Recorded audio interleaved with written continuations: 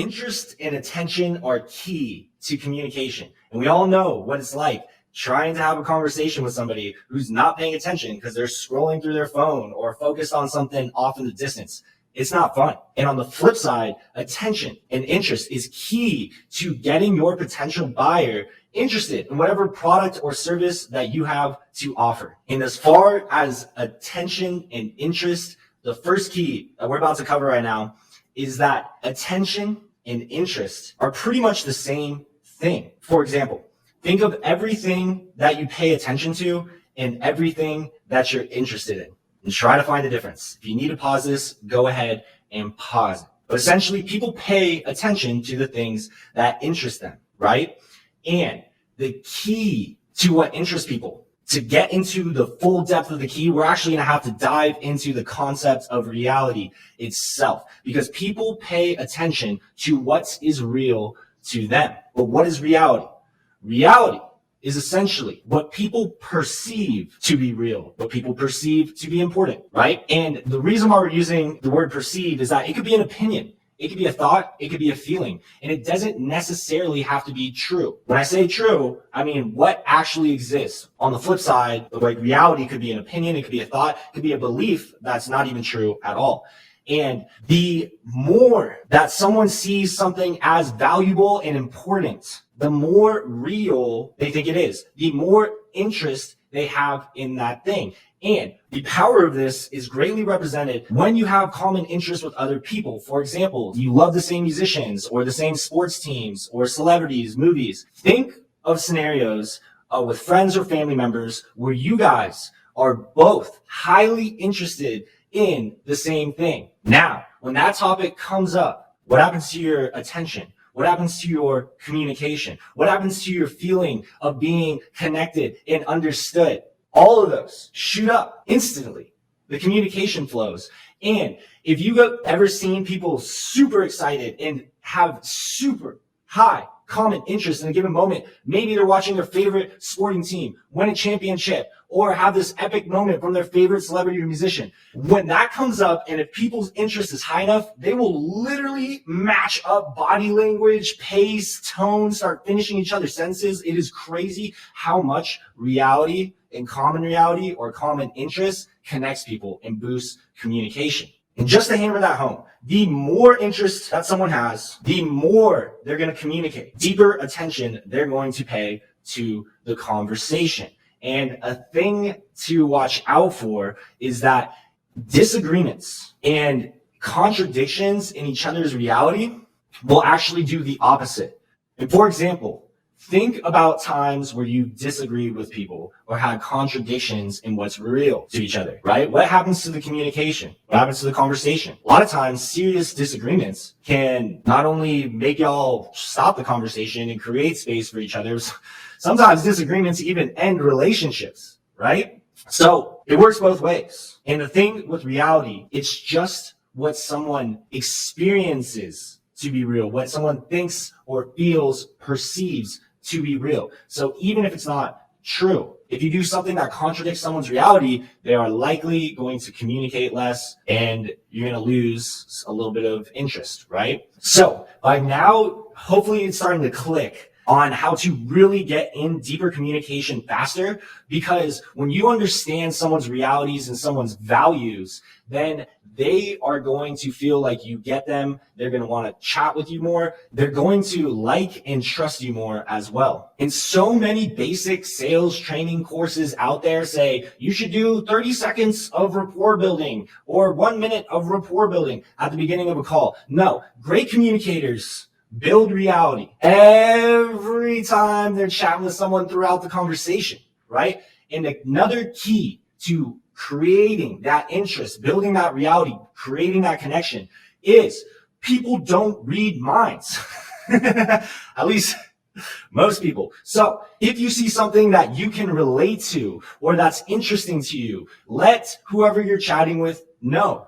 Because if you don't, you're missing that opportunity to build that connection and keep their interest. And this could be done with a one-word comment, but literally making the most of these opportunities where you can boost that interest and boost that connection. It's so powerful and so underrated. And I hear so many salespeople complaining about how it's hard to find out what motivates people or how much money they have to invest. And I don't have any problems with that, because when your communication skills are so good, people like you, trust you, and open right up, right?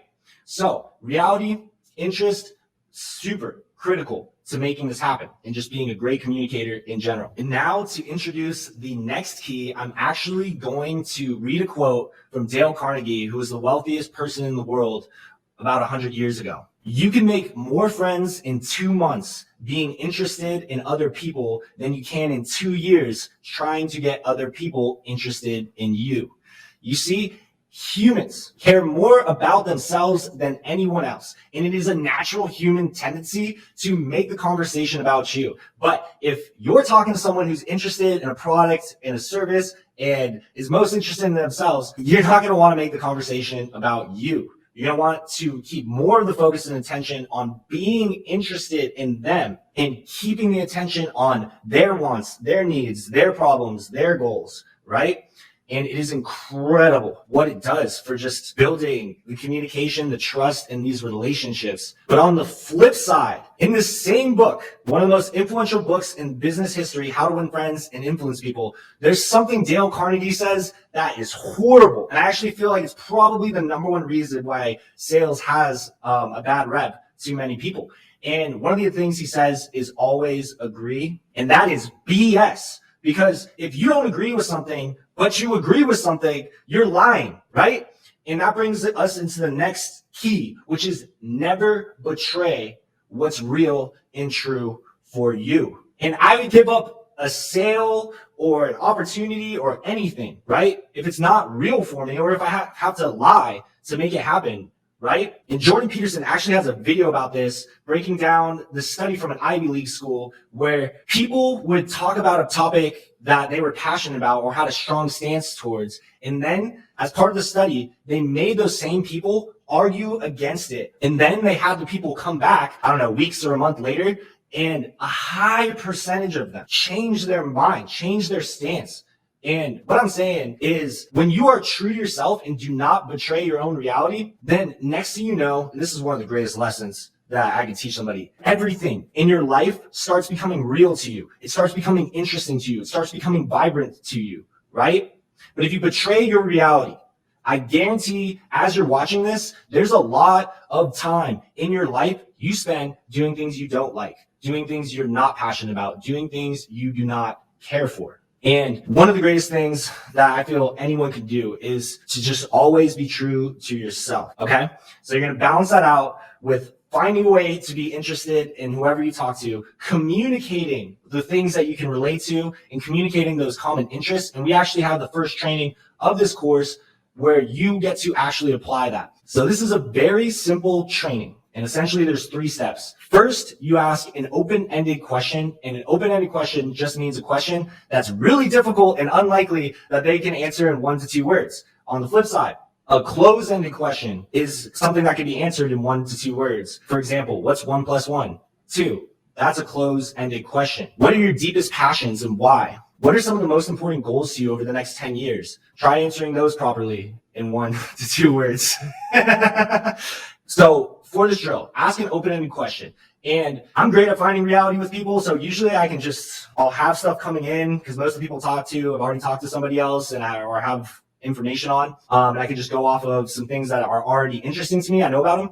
But if I don't know anything about them, and it's kind of like last minute, one fallback I can use for any sales call is tell me what got you interested. Tell me a little bit about like what got you interested in the product or service. Tell me about what you're trying to do with passive income.